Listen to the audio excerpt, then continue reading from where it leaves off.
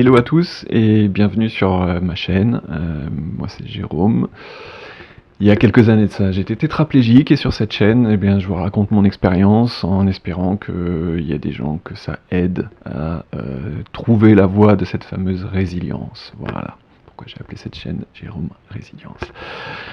Alors aujourd'hui, dans mon histoire, je voudrais parler d'un sujet et quand je réfléchis à tout ce qui m'est arrivé, je me dis, est-ce que j'avais une bonne étoile ou est-ce que j'ai une bonne étoile qui s'occupe de moi? Et quand je réfléchis, je me dis que ça ne devait pas être mon heure.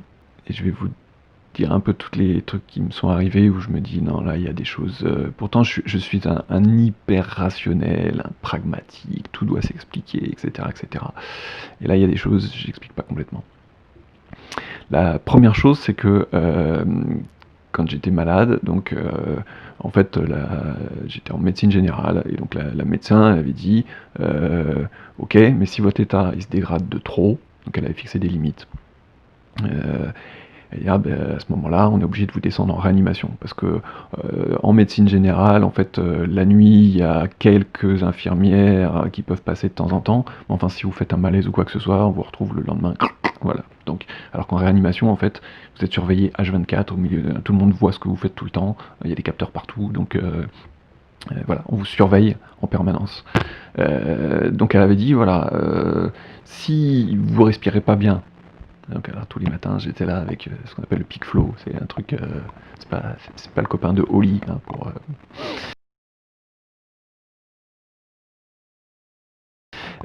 c'est un espèce de tube avec une petite turbine et puis ça vous dit combien vous avez de capacité respiratoire.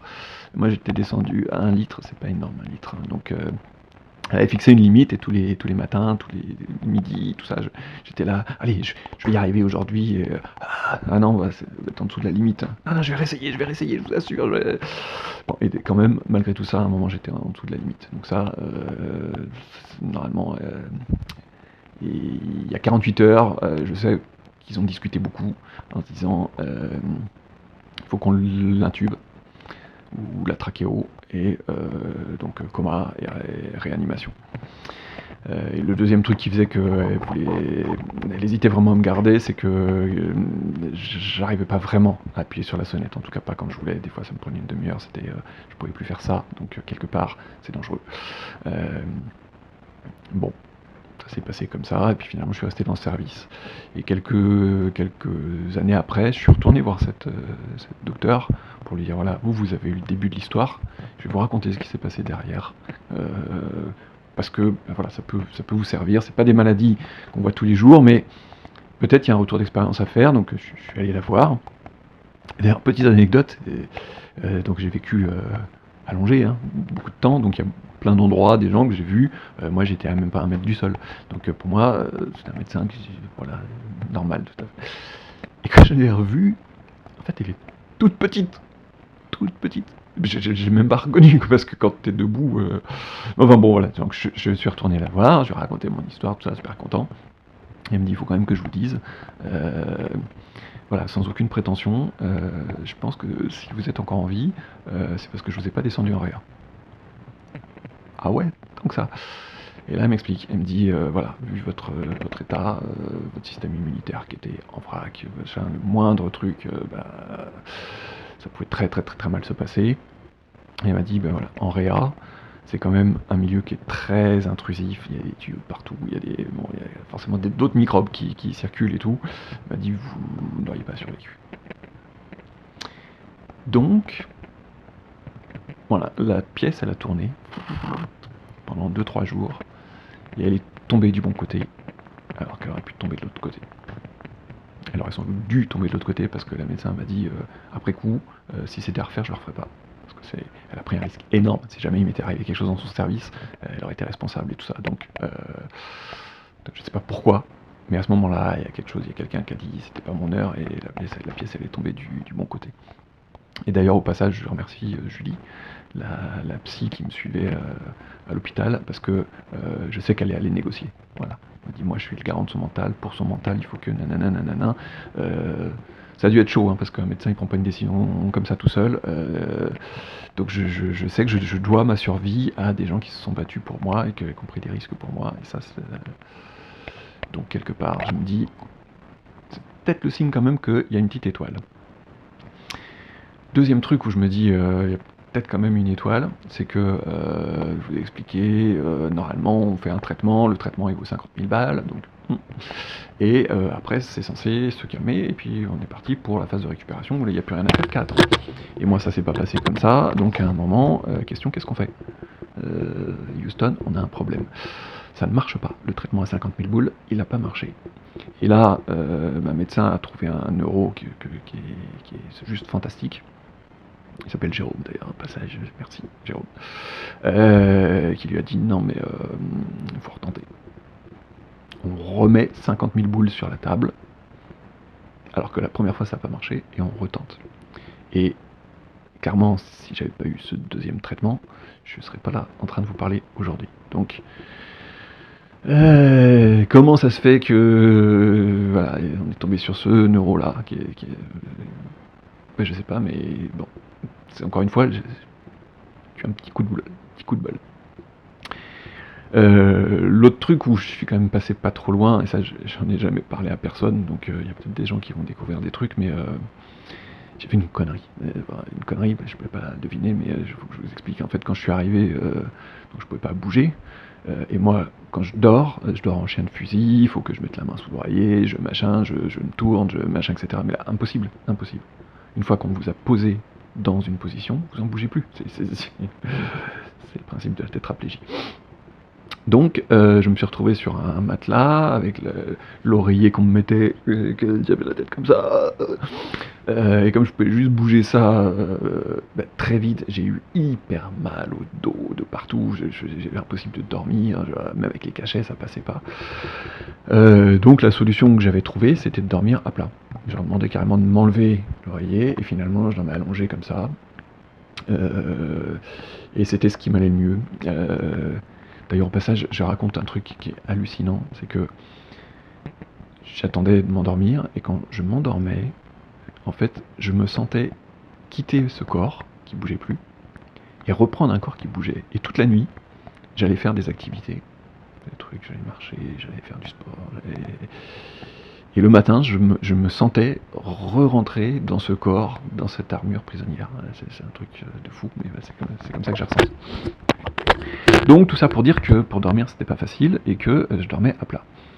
Et dans la première phase où je bougeais encore un tout petit peu, je m'étais dit bon ben voilà, ça y est, j'ai atteint le plateau, là faut que je commence à récupérer. Je faisais de la kiné la journée, mais je me suis dit mais moi je veux récupérer, donc je vais faire la kiné la nuit. Hein, c'est pas con ça. Et pour arriver à bouger, alors que j'arrivais pas trop à bouger, j'avais trouvé une super astuce, c'est que le lit en fait, vous pouvez bouger, vous savez, dans tous les sens, et vous pouvez même remonter les pieds comme ça.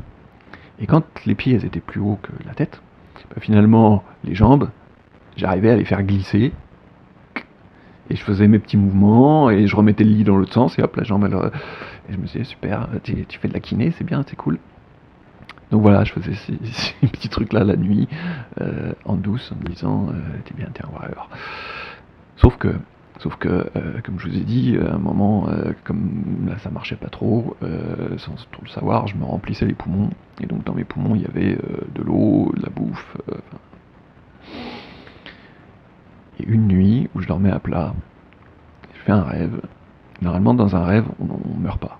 On se réveille, c'est un cauchemar, et on ne meurt jamais dans un rêve. Sauf que moi, dans ce rêve, j'ai ressenti, mais vraiment, les sensations de la noyade. Et je pense que, allongé, mes poumons et mon truc qui était plus étanche faisaient que là, j'étais juste en train de me noyer. Et je suis convaincu que il y a quelque chose qui m'a dit allez, tu te réveilles, tu bouges. Et effectivement, là, j'ai rebougé un peu le lit, etc. Et je me suis pas noyé. Mais je crois que la logique, ça aurait été que je me noie. Voilà. Donc, encore une fois, bonne étoile, pas une bonne étoile, ça commence à faire beaucoup. Je continue, alors ça sera sans doute dans une deuxième vidéo, mais voilà. Je continue sur mes bonnes étoiles. Je vous ferai une vidéo sur les accompagnants et il y a pas mal de choses que quand on accompagne un malade, on peut pas faire. C'est juste pas possible. Donc il faut qu'il y ait d'autres gens, qu'on trouve d'autres gens qui puissent faire ces trucs-là. Je vous ai dit par exemple d'autres malades à qui on confie ces problèmes de j'ai le machin qui m'ont mis qui a craqué et je me suis pissé dessus. Ah bah oui moi aussi, le machin, voilà, ça fait. On peut pas dire ça à ses proches, c'est pas possible. Donc il faut trouver d'autres gens. Et moi, je ne sais pas pourquoi, il y a des gens qui m'ont aidé, donc ils se reconnaîtront, voilà, ils savent qui c'est. C'est des gens que j'ai connus par le travail, des relations professionnelles, voilà, juste. Et puis j'ai connu, donc c'était l'assistante, et j'ai connu le mari de l'assistante. On a bouffé 1 heure au resto ensemble, et c'est comme ça, c'est tout, point barre. Et je sais pas, il a dû se passer quelque chose ce jour-là, parce que quand ils ont appris ce qui s'était passé, ils sont venus me voir. Moi j'avais dit non, faut pas que personne me voie, parce que je suis dans un état, enfin, t'es allongé, t'as des couches à l'hôpital, t'as pas envie que les gens viennent te voir, c'est pas... Ils m'ont dit non mais t'inquiète pas, moi j'ai un neveu qui est tétraplégique, donc la maladie, tout ça, machin, on connaît. Donc j'ai dit bon bah écoute, ok. Et le mec est venu me voir, on a discuté un peu, et je sais pas, ça l'a... Et il s'est dit, non, il faut quand même qu'on vienne te voir. Ils ont fait quand même des bornes pour venir me voir, ils habitaient pas à côté. Et dans mon histoire, donc une fois que l'hôpital c'est fini, là, on part en centre de rééducation. Normalement, je devais partir dans un centre de rééducation juste à côté. Et mon état s'est dégradé, et au final, le mec du centre, il a dit ah non, mais vous pouvez pas rentrer chez nous, on sait pas traiter des cas comme vous. Et donc, il a fallu trouver un autre centre, et c'est cet ami qui a fait jouer ses relations et qui m'a trouvé le centre. Et c'était le bon centre pour moi. L'autre hôpital où j'aurais dû aller pour faire la rééducation, j'y suis passé après, en hôpital de jour, et en fait, je me suis rendu compte que c'était pas du tout adapté effectivement à prendre son temps, reconstruire et tout ça. C'était, vous avez un AVC, on sait que vous allez mettre tant de temps pour récupérer, paf, vous êtes sportif, vous êtes claqué un truc, machin, toc, il y a un programme.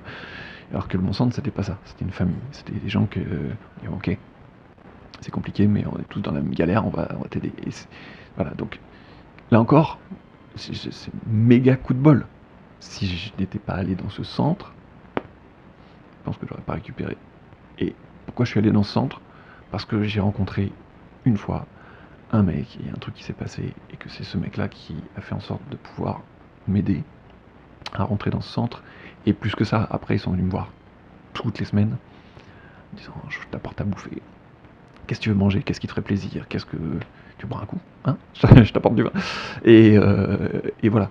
Et je sais que si j'avais pas eu ça, je serais pas là. Donc là encore, je crois que ils ont été mis sur ma route par une bonne étoile. Je continue parce que des choses... alors peut-être même ça fera 3 vidéos, j'en sais rien, mais voilà, dans les trucs où la pièce elle est encore tombée du bon côté. Je vous ai expliqué pour ceux qui avaient regardé qu'en fait dans cette maladie, le nerf, il a sa petite gaine autour, et la maladie, ça bouffe la gaine. Mais la gaine, elle sert à protéger le nerf. C'est-à-dire que s'il n'est pas protégé, potentiellement, il reçoit des informations qu'il ne devrait pas recevoir, comme des douleurs. Et j'ai beaucoup de potes qui ont eu des trucs comme ça, qui ont des douleurs neuro. Alors les douleurs neuro, c'est pas... je me suis tordu le bras, je me suis pété la gueule, je me suis enfoncé un clou et tout ça. C'est des espèces de coups de poignard. C'est juste insupportable. Et moi, j'en ai... je veux dire pas eu. Hein. Peut-être un tout petit peu, mais vraiment pas grand-chose. Et pourtant, mon système, il a vraiment été bien bouffé. Donc, là encore, coup de bol. Et même dans le coup de bol, mes anticorps, ils se sont arrêtés à l'extérieur de la gaine, ils n'ont pas attaqué le centre de la gaine. Parce que là, s'ils avaient attaqué le centre, au moment, j'aurais encore moins récupéré. Donc, c'est un coup de bol, non? Voilà. Encore un autre truc où je me dis, non, j'ai le cul bordé de nouilles. Et c'est peut-être le plus important, c'est pas dans l'ordre, mais chaque fois que j'en parle, je dis, là, j'ai eu une chance inouïe. La chance, c'est que ce soit arrivé, ça me soit arrivé à moi, et pas à mes proches. Et ça, je remercierai jamais assez qui, quoi que, je sais pas, mais qui fait que ça, c'est moi qui ai géré ça. Parce que il n'y a rien de plus horrible que, je vous en parlerai dans la vidéo pour les accompagnants, de voir un proche souffrir. Donc le pire, ça aurait été mes filles. Et je mesure, je pense, la difficulté que ça a dû être pour mes parents de voir leur fils dans cet état-là. Et je me dis, voilà, on n'est pas sur Terre pour voir ses enfants partir avant, pas plus pour les voir souffrir comme ça. Donc, méga coup de bol. Et le dernier truc qui est plus anecdotique, mais pour moi ça a quand même eu de l'importance, c'est que on avait un chien qui a vécu plein de choses avec nous. Il était là pour tous nos enfants, donc c'est vraiment le xème enfant de la famille. Et voilà, ce chien, Ulysse, ben, il était quand même vieillissant. Et moi je suis resté quasiment plus d'un an, on va dire, à pas pouvoir rentrer chez moi. Donc, mon angoisse, c'était, il va partir, et j'aurais pas eu l'occasion de le revoir et de lui dire au revoir. Rien que d'y penser, ça me... voilà. Et je sais pas comment ni pourquoi, parce qu'il était quand même assez vieillissant. Il m'a attendu. Il a attendu que je puisse rentrer quelques mois. Et puis là, d'un seul coup, il est parti, et effectivement, je pense qu'il en avait un gros, mais ça fait beaucoup de coïncidences tout ça. Ça fait beaucoup de coïncidences. Donc, je sais pas vous expliquer. Je sais pas. Mais je vous dis juste, toutes ces coïncidences, aujourd'hui, je me dis que devait y avoir une raison. Si je suis là aujourd'hui, il devait y avoir une raison. Je pense que j'ai une mission. Il y a quelque chose qui a dit, attends, bon, c'est pas son heure, mais du coup, voilà. Donc, voilà pour ma bonne étoile. Vous en pensez ce que vous voulez, mais voilà ce qui m'est arrivé. Allez, à ciao.